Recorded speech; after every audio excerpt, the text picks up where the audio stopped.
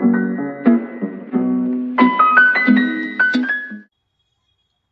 back to your Janachal Daily Current Affairs series, and today we will discuss the combined current affairs for 8th and 9th of August. Here the first question is, which organization has undertaken the installation of agro-automatic weather stations? Agro automatic weather station establish किए जा रहे हैं, install किए जा रहे हैं किस organisation के द्वारा? तो यहाँ पर हमारा सही आंसर है option A, Indian meteorological department, क्योंकि यही एक डिपार्टमेंट ऐसा है जो कि मौसम विभाग की पूरी जानकारी रखता है मौसम से संबंधित। अब यहाँ पर एग्रो ऑटोमेटिक वेदर स्टेशंस क्या करेंगे? ये स्टेशंस हर एक डिस्ट्रिक्ट में उस जगह पर लगाए जाएंगे जहां पर कृषि विज्ञान केंद्रास होते हैं, राइट। ये कृषि विज्ञान केंद्र पर इन स्टेशन की हेल्प से पहले से पता लगाया जा सकेगा कि वेदर फोरकास्ट क्या है, किस तरह के मौसम में परिवर्तन होने वाले हैं, ताकि किसानों को पहले से बता दिया जाए और वो अपनी फसल का नुकसान होने से बचा सके। बेसिकली जो कृषि विज्ञान केंद्र होते हैं ये सब Indian council of agriculture research network यानी आईकार के अंदर काम करते हैं। आइए थोड़ा सा जान लेते हैं ICAR यानी कि Indian council of agriculture research के बारे में। इसे एस्टेब्लिश किया गया था 16 जुलाई 1929 में। हेडक्वार्टर्स कहां पर है? न्यू दिल्ली में। और ये एक ऑटोनॉमस ऑर्गेनाइजेशन है, department of agriculture research and education DARE के अंदर आता है। Ministry of agriculture farmers welfare में आएगा। और आईकार ने ग्रीन रिवॉल्यूशन को इम्प्लीमेंट करने में, इसके लाभ लोगों तक पहुंचाने में काफी अच्छा रोल प्ले किया था, ग्रीन रिवॉल्यूशन को प्रमोट करने में। और आपको बता दें कि ग्रीन रिवॉल्यूशन में सबसे बड़ा योगदान रहा है डॉक्टर नॉर्मन ई बोरलॉग का। वर्ल्ड लेवल पे, ग्लोबल लेवल पे अगर हम बात करें फादर ऑफ ग्रीन रेवोल्यूशन की, तो डॉक्टर नॉर्मन बोरलॉग को ही नोबेल प्राइज भी दिया गया था 1970 में for his work in global agriculture. तो दो नाम आपको यहाँ पर याद रखने हैं। ग्लोबल लेवल पे अगर फादर ऑफ ग्रीन रेवोल्यूशन पूछे जाते हैं तो नॉर्मन बोरलॉग, और अगर इंडियन ग्रीन रिवॉल्यूशन के फादर पूछे जाएंगे तो डॉक्टर MS स्वामीनाथन का नाम आपको याद रखना है। आइए बढ़ते हैं नेक्स्ट क्वेश्चन की तरफ। Which High Court has recently quashed Tamil Nadu's law banning online games? सही आंसर है Madras high court. Madras high court ने तमिलनाडु का जो लॉ आया था ऑनलाइन गेम्स को बैन करने का, इस पर रोक लगाई है, आपत्ति जताई है।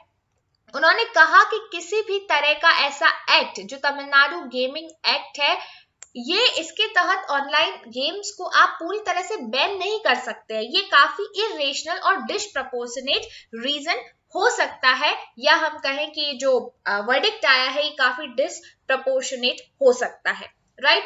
तो मद्रास हाई कोर्ट ने इस डिसीजन को बदलने के लिए कहा और इस पर आपत्ति जताई है।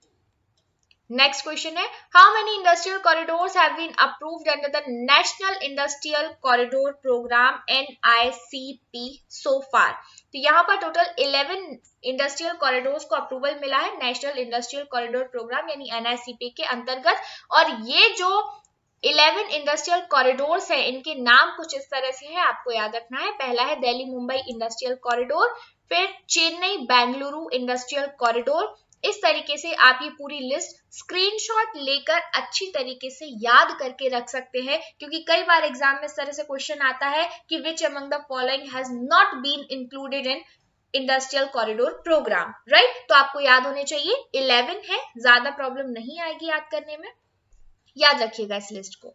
Next question, 2021 marks the death anniversary of the world's first atomic bombing. आप सभी को याद होगा, हमारे दुनिया भर के इतिहास में बहुत ही एक ब्लैक डे माना जाता है जब अमेरिका ने हिरोशिमा और नागासाकी पर एटम बॉम्ब्स गिराए थे और दुनिया में अपनी पावर यहाँ पर साबित कर दी थी कि हम सबसे ज्यादा पावरफुल हैं एटॉमिक एनर्जी के मामले में। तो 2021 में 76th एनिवर्सरी मनाई जा रही है, या 76th एनिवर्सरी को मार्क करता है ये वर्ल्ड वॉर सेकेंड जब चल रहा था 1939 से 45 तक। तो 6 अगस्त का वो दिन 1945 में जब अमेरिकन B9 बॉम्बर ने एटॉमिक बॉम्ब गिराए थे जापान के हिरोशिमा में, और इस एक्सप्लोजन में लगभग 80,000 पीपल्स की डेथ हो गई थी तुरंत ही, और कई सारे लोग, थाउजेंड्स ऑफ पीपल रेडिएशन के एक्सपोजर की वजह से धीरे धीरे मर गए थे, राइट। इसके ठीक 3 दिन बाद यानी कि 9 अगस्त 1949 में एक दूसरा बॉम्ब B-29 विमान से ही गिराया गया जापान के नागासाकी में, जिसमें लगभग 40,000 लोगों की डेथ हो गई थी, राइट। जापान के जो एम्परर थे उस समय हिरोहितो, नाम याद रखिएगा, हिरोहितो, इन्होंने फाइनली अनाउंस कर दिया, सरेंडर कर दिया वर्ल्ड वॉर सेकेंड में कि भाई हम समझ गए हैं आपके पास बहुत ज्यादा पावर है, आप एक एटॉमिक पावर, एक न्यूक्लियर पावर बन गए हैं दुनिया में और हम आपसे नहीं जीत सकते। तो जापान ने अमेरिका के आगे सरेंडर कर दिया था वर्ल्ड वॉर सेकेंड में 15 अगस्त के दिन, राइट। तो ये सारी कहानी है 6 अगस्त और 9 अगस्त का दिन याद रखिएगा। ये आप देख सकते हैं इमेज में किस तरीके से बड़े बड़े 2 बॉम्ब्स गिराए गए थे, पूरा शहर नष्ट हो गया था और हजारों लाखों लोगों को प्रॉब्लम झेलनी पड़ी। कई लोगों की तुरंत डेथ हो गई, कई लोग रेडिएशंस की वजह से जेनेटिक्स प्रॉब्लम्स भी यहाँ पर देखी गई, राइट। आइए बढ़ते हैं आगे। Ibrahim Raisi was officially sworn in as the new president of which country? यहाँ पर सही आंसर है ईरान के नए प्रेसिडेंट चुने गए हैं इब्राहिम रेसी। Next question, name the country who has become the 5th country to sign the International Solar Alliance Framework Agreement। तो अभी जर्मनी ने international solar alliance framework agreement को साइन किया है और ये 5th कंट्री बन गई है ISA को साइन करने वाली, राइट। अब यहाँ पर आपको देखना होगा कि इंटरनेशनल सोलर अलायंस है क्या।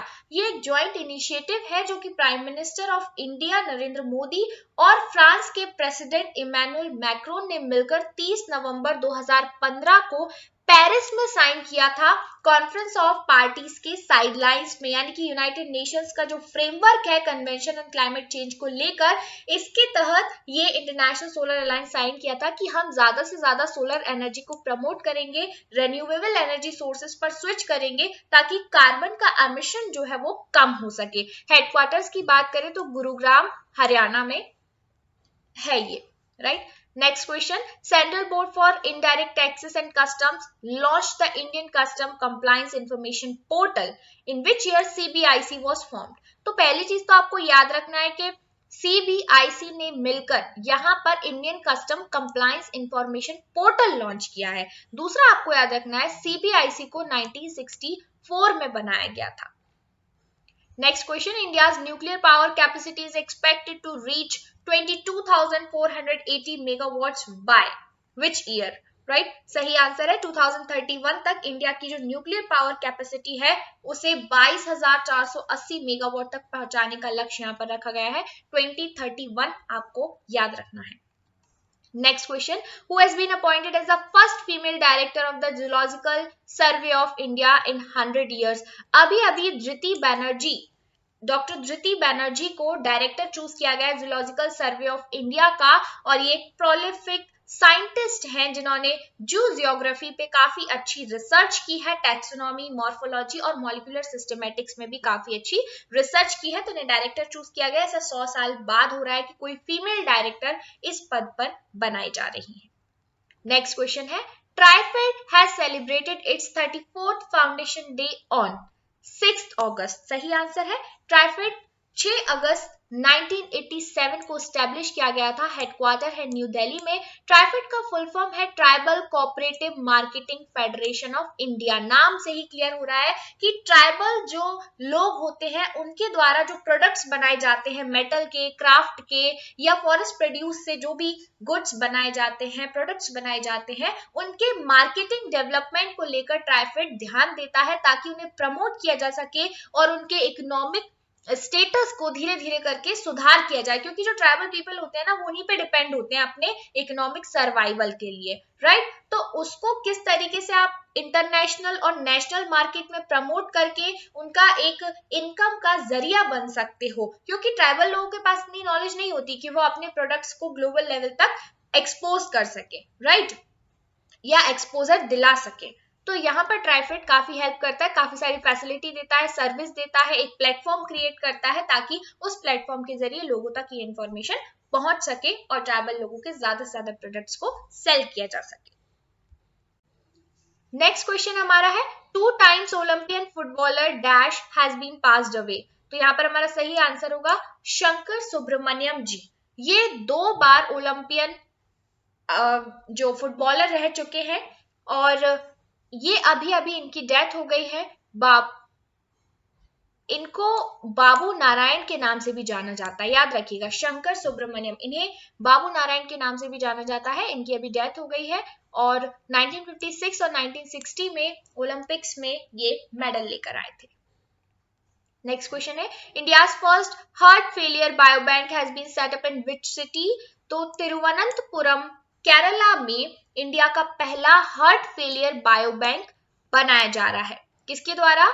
National centre for advance research and excellence in HF, इसके द्वारा Shri Chitra tribunal institute for medical sciences and technology में ये बनाया जाएगा, जो कि तिरुवनंतपुरम केरला में लोकेटेड है। जो हमारा नॉर्मल हार्ट होता है, अगर वो किसी तरीके से स्वेल हो रहा है या किसी तरह का फ्लूइड आपके लंग्स के आसपास जमा हो रहा है, तो यहाँ पर केस हो सकता है कि आपको हार्ट फेलियर की प्रॉब्लम हो सके। तो हमें हेल्दी हार्ट रखना बहुत ज्यादा जरूरी होता है, क्योंकि हार्ट हमारी बॉडी का एक ऐसा पार्ट है जो अगर फेल हो गया तो आपकी लाइफ डेंजर में आ जाती है, राइट।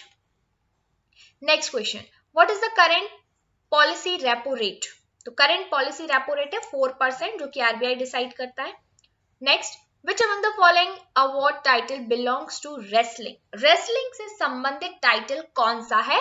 यहाँ पर हमारा आंसर होगा ऑप्शन डी, भारत केसरी। ये टाइटल रेसलर्स को दिया जाता है। तो फिलहाल इंडियन रेसलर लाभांशु शर्मा को भारत केसरी के नाम से नवाजा गया और 2021 जो दंगल हुआ था तमिलनाडु में, इस मौके पर इन्हें भारत केसरी का टाइटल दिया गया। 20 years since formation of Uttarakhand, Labhanshu is the first to win the title of Bharat Kesari for the state. Remember this thing. आपसे क्वेश्चन इस तरह भी पूछा जा सकता है कि लाभांशु शर्मा किस खेल से संबंधित है?